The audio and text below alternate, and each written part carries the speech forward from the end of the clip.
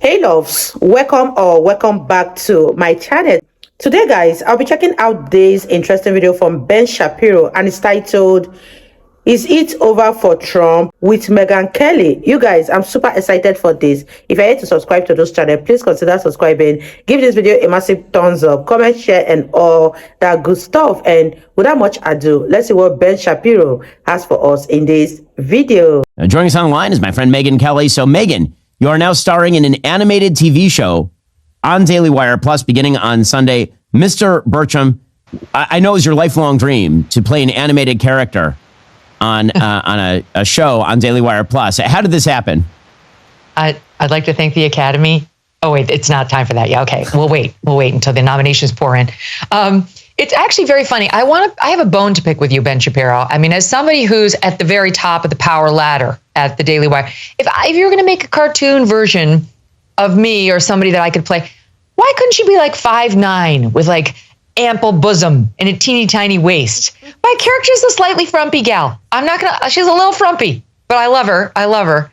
Wendy, we'll see how our relationship progresses. But anyway, super fun project. Love all the guys at the Daily Wire. Adam's been so fun, and this has been a hilarious thing to work on. So it's got a big cast. Obviously, it's you, Adam Carolla, Roseanne Barr, Danny Trejo, Patrick Warburton, Kyle Dunnigan, Tyler Fisher, Sage Steele. Like, it's a big cast. So who did you work with the most on the cast when you were actually doing the voiceovers? Literally nobody. That's the weird thing about the cartoon is two guys who are running the whole thing would come see me with their audio equipment. And I started off by saying, you guys, I can't act. This is not my thing. I know how to do the news. I'm very good at assessing what I can and cannot do, and acting's not on my list. They're like, you don't really have to act. You just have to say these lines.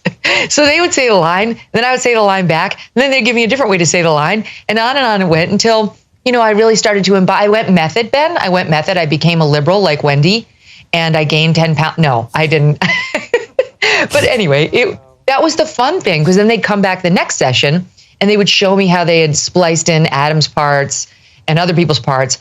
And I, for the record, absolutely adore Kyle Dunnigan. I think he is one of the funniest people I have ever been exposed to, and he plays my, quote, son in this film and the cartoon, and I think people are going to fall in love with him as much as I have. So Mr. Bertram is actually a throwback to Adam's earlier work. He'd been doing this character. I mean, I remember listening to him do this character on the radio in Los Angeles decades ago, and then they'd actually put up a show based on those characters for Fox, and because it was too politically incorrect, they never ended up greenlighting it. It was back in the late 90s. And so now it's sort of making a comeback. So what's different about this show than the kind of stuff you're going to see on TV? Everything. First of all, it's funny. It's not fake funny where you have to force the laugh. You will genuinely laugh many times when you watch the episodes. I mean, I love the whole concept of it, right? It's a non-woke shop teacher who hates children. Like, already, yes, okay, I'm in. And like his interactions with the sort of DEI head at his school who's running around in a man bun and like a skater guy, those are gold. They're TV gold. They cross every line, right? Every boundary is crossed. All the sacred cows are attacked. And it's just refreshing. It's the way it used to be, like back when we were growing up. I mean, certainly Gen Xers, we didn't have to worry about all this political incorrectness, and we said what we wanted, and we did politically incorrect humor. We made each other laugh. It actually was a way of bonding between the races and the sexes and all of it. And now we've gotten away from that, and I do think it's fomenting real racism, real sexism as a backlash to the overcorrection. So this is sort of where we need to be, where we can lovingly mock one another for anything and everything and laugh at ourselves in the process. Wow, you guys, this is the first time I'm actually hearing Megyn Kelly talk, and I would say that I love her voice so much. There's something relaxing, so beautiful about her voice. Let me know what you guys think about this video so far. I'm enjoying every minute of it, and I love the fact that she's so funny and cracking Ben Shapiro up so much. Leave your thoughts in the comment section, and let's continue watching, you guys. So Mr. Bertram is coming out exclusively at Daily Wire Plus beginning on Sunday, May 12th. So Megyn, I do want to turn to some news of the day briefly with you a little bit. So you've been watching in granular detail, I'm sure, the Trump case in New York. The charges themselves are ridiculous. How do you think the case is going for Trump? Does it even matter because it's a New York jury anyway? Well, what do you make of what's going to happen over there? It doesn't matter because it's a New York jury, and the fix really does look like it's in. This Judge Merchant is basically the judge version of Alvin Bragg. I mean, he's another version of Judge Engoron, who gave Letitia James everything she wanted in that civil fraud trial. So it's like, I don't know, everything that they've wanted, they've gotten over on the prosecution side, and everything Trump has moved for, he hasn't gotten. All the rulings have been against Trump. And really the fundamental problem with this case, as I see it, Ben, is this whole contest, this whole discussion about whether Trump violated campaign finance laws should have been over before the case started. That determination is made by one question. It doesn't have to do with dual purpose, as even the right-wing media is going with now. The only question is not whether Trump had a dual purpose in paying off Stormy Daniels, both campaign-related and Melania-related. The only question is, look at the nature of the payment and ask yourself whether this is a payment that would ever be made for anything other than a political campaign. If the answer is no, it wouldn't, then it's a political contribution. If the answer is, yeah, sometimes it might be, then it's not a political contribution. You look at the nature of the payment, not what was in Trump's head. I don't care that he also wanted to protect Melania. I don't care about any of that testimony. It's coming in droves. That's what the Trump defense has been reduced to, because this judge won't issue them the ruling that he should issue, which is it doesn't matter what was in Trump's or anybody else's heads. All that matters is hush money payments have been paid since the dawn of time to women threatening to bring down men, having nothing to do with politics. That's the end of it. It's not a campaign finance violation, period, end of report. It'll be handled on appeal. All the rest is window dressing. What are you guys? What are your thoughts on this video? I love what Megyn Kelly said. And do you agree with her on this particular one? Let me know in the comment section down below. And let's wrap this video up, you guys. So what do you think the court is likely to do in terms of, say, sentencing? So assuming that the jury actually convicts Trump on this, because again, it's a New York jury, the probability of that is quite high.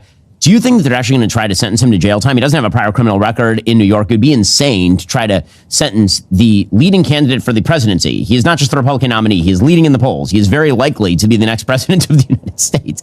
It would be really crazy for the judge to sentence him to jail time. Do you think he'll actually try to do that? No, I don't. I don't think there's any chance he's going to sentence Trump to jail. It'll be a monetary fine of some sort. And I think there are two reasons. Number one, it wouldn't be justified given the past violations of this same kind of statute at this level for somebody who has no criminal record. So it would be an extraordinary thing to do. But number two, I think this judge is accurately realizing, because you're starting to see the veil come down over the Democrats' eyes too. This is helping Trump. And even if a conviction might not help him, if you believe the polls, like some 20% of voters who are Trump inclined still say, I don't know if he's a convicted felon. I don't know if I believe that over this particular case, but let's say they mean it. You throw him in jail over this nonsense, and I think the judge will accurately perceive it's only going to help Trump and hurt the Democrats, and this judge is an obviously open partisan who won't want that. Okay, so meanwhile, the other big story that has been dominating the news, obviously, is all of these America-hating protesters on college campuses. And I call them that because that's what they are. The thing they object to more than even Israel seems to be the American flag. They really hate the American flag. You take your life into your hands if you walk into the middle of one of these protests with an American flag, as our friend Ami Horowitz learned when he actually tried that at CUNY and got literally punched and thrown down a flight of stairs for carrying an American flag. The White House seems unable to take any strong action or even say anything particularly strong other than, well, you know, if they go and they break some windows, then that's illegal. There's really two questions here. One is, we all agree, or everyone should agree, that if you're engaging in criminal activity, you should actually be arrested. And yet these administrations, they're negotiating with people who are violating the law. So that's question number one. And number two, we all know that if these protesters were protesting on behalf of quote unquote white supremacy, then the White House would be out there every single day just banging on the protesters and talking about how it's an element of the Trump campaign and how America is showing its see me ugly side. Meanwhile, you have these protesters out there threatening Jews openly, and the White House like, well, you know, there are good people on both sides. It's kind of fascinating. Yeah, and it's so obvious. I mean, Biden's handling these protests the same way he handles the stairs up to Air Force One, you know, incredibly gingerly, and he could go down at any moment. And he realizes it. He's very worried about his standing with the youth vote. which Trump is now starting to win, according to more and more polls. It's amazing. A Republican is going to win the youth vote? Since when? What? So he's very worried about that. He's worried about, of course, not just the left flank of the Democratic base, but there's a little creep over there. Although I do think core Democrats are still very pro-Israel. And so he doesn't say anything. He wants credit for issuing these tough paper statements. That's all they are. His heart isn't in it. Or if his heart is in it, we have no reason to know that because he hasn't shown any sort of the passion that he showed in response to Charlottesville when he thought Trump handled it wrong. I mean, this has been Charlottesville every other day, and he doesn't seem to care. And so for me, I'll tell you, I look at this like I'm very inspired by guys like you guys retweeted this guy. I think he was on Harvard. Was it Harvard or MIT? The Jewish guy who was like, I know I will not pretend I'm part of the problem. Why aren't you stopping them? Make my way. I clear my way so I can go on my campus. Inspired by guys like that. That's the way forward. The fraternity brothers at UNC Chapel Hill who hoisted back up the American flag. This is what we stand for. This is who we are. I think as far as government goes, we're on our own. Those are the people we have to look forward to solve this because nobody else is going to do it. And then on the other hand, there is this separate issue if you take the safety of Jews out of it, which I realize is a big thing to remove. But there is some pleasure, is there not, in seeing like Columbia get all sad about the fact that they've had to cancel their graduation? Like, oh, boo-hoo. You know, you and I, 5 years ago, 10 years ago, never would have sent our kids to Columbia. We know what's happening there. Maybe not Jew specific, but we know what their beliefs are. We know they hate America. So I am having trouble like feeling bad for them that they're canceling the graduation. I hope this is a real wake-up call to all Americans who love our country. Don't send your kids to these universities. Yeah, we should have our Congress actually cut funding to these universities since they're all just little activist training centers. You want to give money to the research centers, give money to the research centers and defund all the idiotic departments that are churning out blue-haired morons who then go into corporate world and expect everybody to bow to their every whim. It's insane. Well, Megyn, obviously, thank you so much for your participation over in Mr. Bertram. It's awesome. Everybody go check that out exclusively on Daily Wire Plus beginning on Sunday. And of course, check out Megyn's show, The Megyn Kelly Show, on Sirius XM Triumph Channel 111 every weekday, noon Eastern time. Also found at youtube.com/Megyn Kelly and wherever else you get your podcasts. Megyn, great to speak to you. Thanks, Ben. Great to see you, as always.